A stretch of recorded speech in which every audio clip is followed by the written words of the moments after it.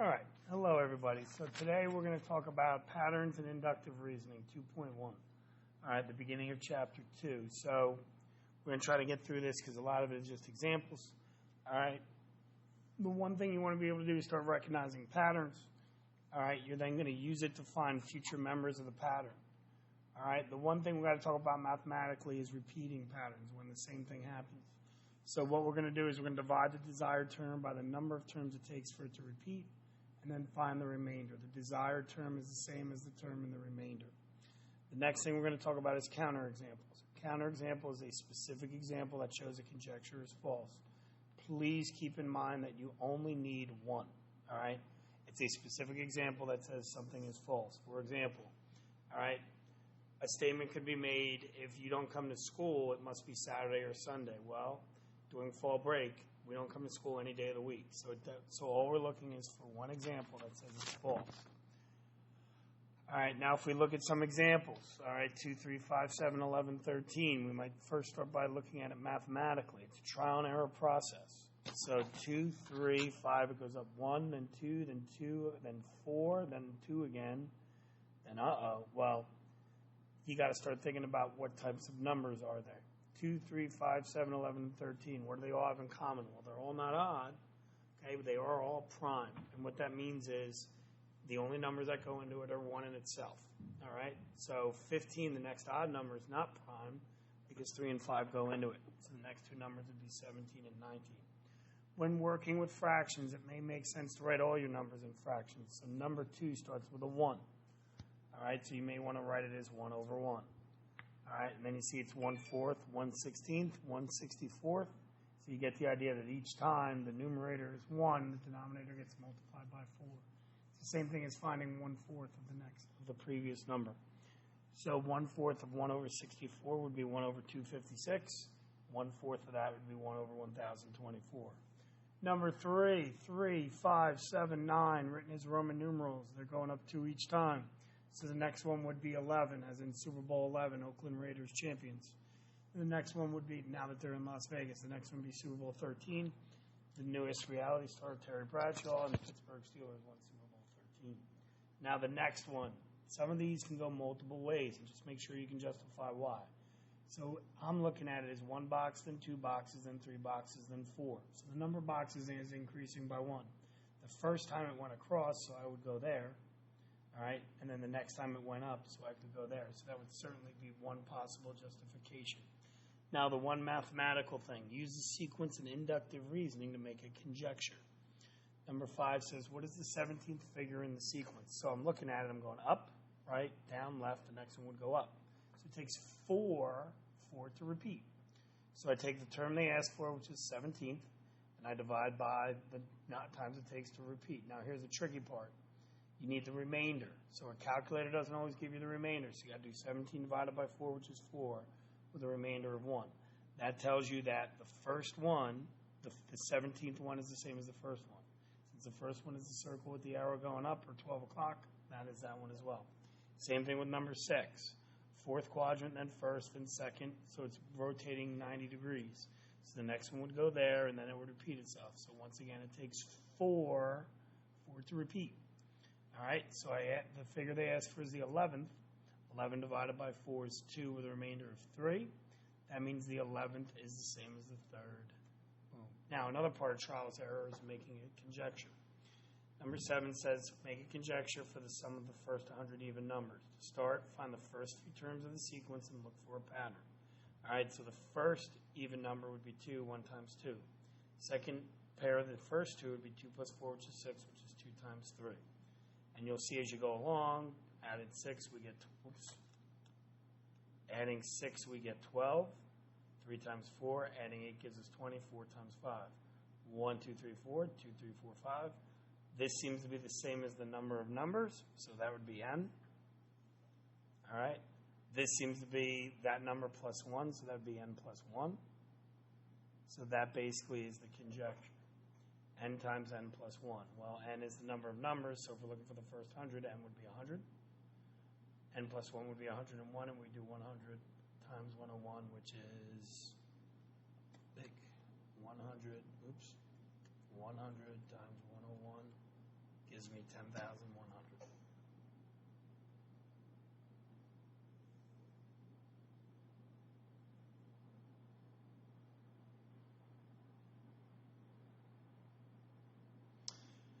The product of an even and an odd number. So basically an even number would be x. An odd number would be x plus n, where n is an odd number. All right, so if I did it, the product would be x times x plus n. X squared plus nx. Since x is even, all right, that means this is even. If I square an even number, I still have an even number.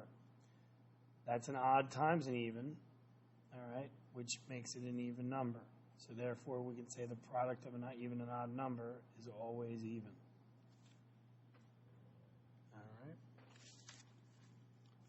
Find one counterexample to show that each conjecture is false. Again, we just need one. So the product of two positive numbers is greater than an even number. Most of the time, that's the case. But what if I took positive 1/4 and multiplied by 1/2? I get 1/8. So anytime we multiply fractions, the numbers or decimals, instead of getting bigger, the number gets smaller. Now, if you use negative numbers, the problem is they tell you it's got to be positive. The difference of two integers is less than either integer. Well, now they're just saying integers. All right. So basically, it can be a negative number. So we know from our signed numbers, and when we did distance in the last section, 8 minus negative 4 becomes 8 plus 4, which is 12. So I get 12. All right. Next one, known AB is BC, conjecture B is the midpoint of AC. This is why they talked about collinear. All right? It's because you could have this, AB and BC. B is not the midpoint because it's not collinear. All right? Find a pattern for each sequence. Use inductive reasoning to show the next two terms. So, again, what I would do is 2/16, 2/7, 1/2, 4/5. There's a lot of ways we can go about this. All right, 2/16, if I rewrite it as 1/8. 2/7 stays the same. 1/2 and 4/5. All right, 1/8, 2/7, and 4/5. All right, I don't kind of want to make anything bigger, so maybe I look at that and go, okay, what can I do to 1/2 to get that to fit the pattern? 1, 2, 1 would have to be what? 3 when I rewrite it. 8, 7, blank, 5 seems to be going down 1. I get 3/6. All right, well, look at that. 3/6 is equivalent to 1/2, and now if I look at it, my numerators are going up 1.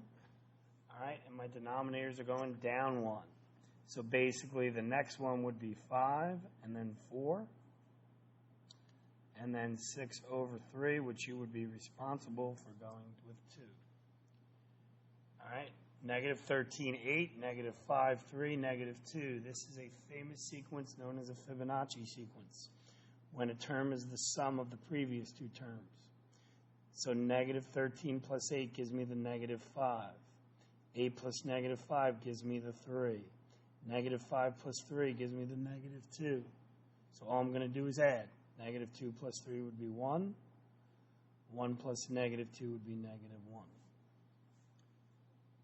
All right. The student dips a high-temperature wire into a solution containing sodium chloride.